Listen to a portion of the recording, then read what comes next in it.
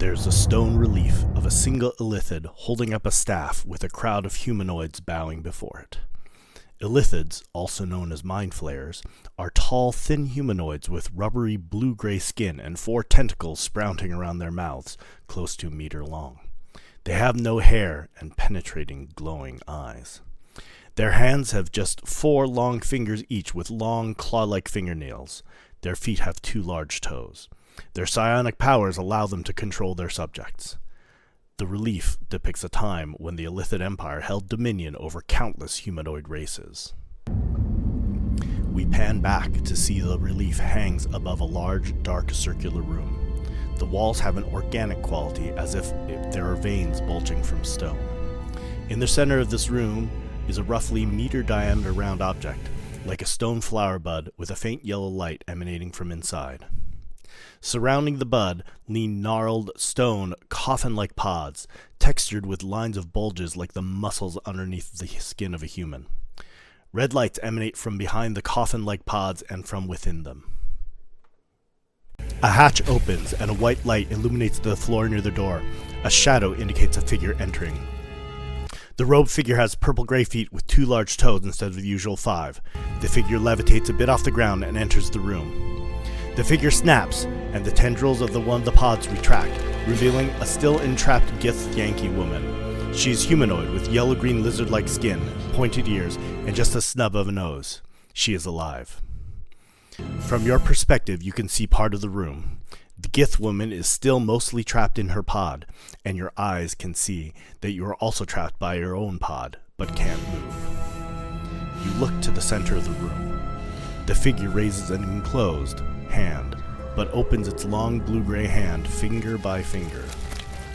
The bud into the middle of the room opens with that signal, and a yellow light shines from the inside. With the bud opening, you can see it is actually some kind of cauldron containing an illuminated yellow liquid. The figure reaches into the liquid. There are a number of small tadpoles swimming around. The figure plucks one from the water and pulls it out. You see the Gith woman looking at the tadpole with concern. The figure places the tadpole on its hand, and the tadpole crawls around. You see the figure approach the Gith woman, raising its hand as it approaches her. It places its long fingernail against her face, and the tadpole crawls onto her face. She recoils, but can only move her head. The tadpole sprouts 4 tentacles, and they dart at the edges of her eyes, forcing her eyes open. That tadpole launches toward her eye, burrowing into the space between her eyelid and her eye. You see the Illithid has taken another tadpole from the cauldron and turns towards you. It approaches. You try to turn your head away. The Illithid motions with its hand and you are psionically forced to turn back and face it. The Illithid reaches towards you with the wriggling tadpole in its hand. It lunges towards you. Darkness.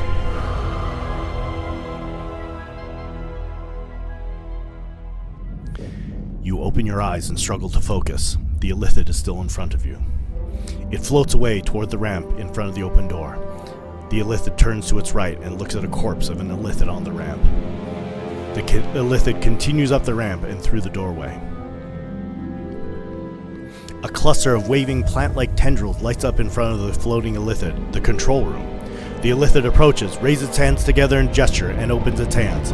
As the Illithid's hands separate, windows open left and right. Light streams into the room. This is some sort of Illithid flying ship. The ship emerges from clouds. It is a combination of organic and inorganic material. At the front of the ship protrudes 4 large tentacle-like appendages with large heavy pods at the end. They wriggle as the ship is in flight. The ship approaches a medieval city. An armored guard walks up tower steps. Through the window, he spots the ship. He drops his pike and runs up the stairs to the bell in the tower. One of the ship's tentacles wraps around the bell tower.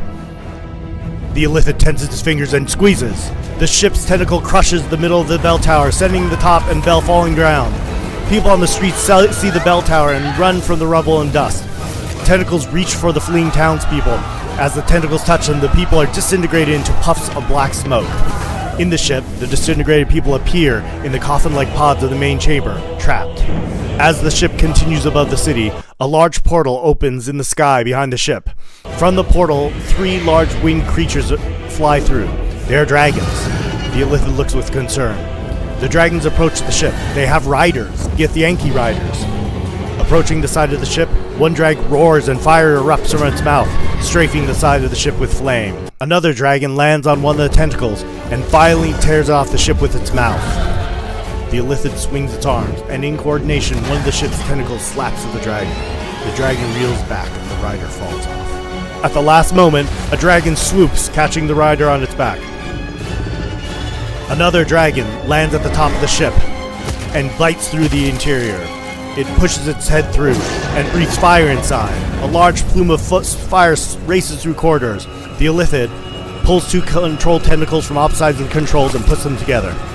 The Illithid pulls back on the new control line and lets it go like a rubber band.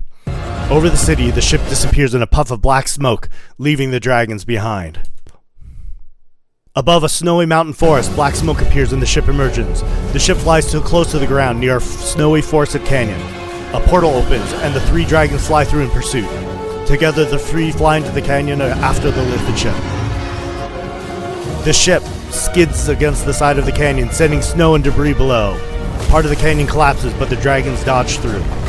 The Illithid is reworking the tendril controls as the ship continues to skid against the side of the canyon. The whole ship is shaking. Inside the coffin room, the Githyanki woman struggles against her restraints. One dragon catches up and grasps onto the ship. It peers inside a hole in the hull. The Illithid sees the ship fast approaching a cavern wall and grabs 2 tendrils. The dragon, inside, breathes fire into the coffin room. Fire engulfs the cauldron of tadpoles and hits the Illithid from behind, and it falls forward. But the Illithid was in time. The ship disappears from the canyon in a puff of smoke. The 2 pursuing dragons barely stop in time before crashing into the canyon wall. Darkness. You open your eyes in the pod room. Much of the room is in flame. The Githyanki woman falls to the floor. She has escaped her pod. She struggles as she stands and looks around.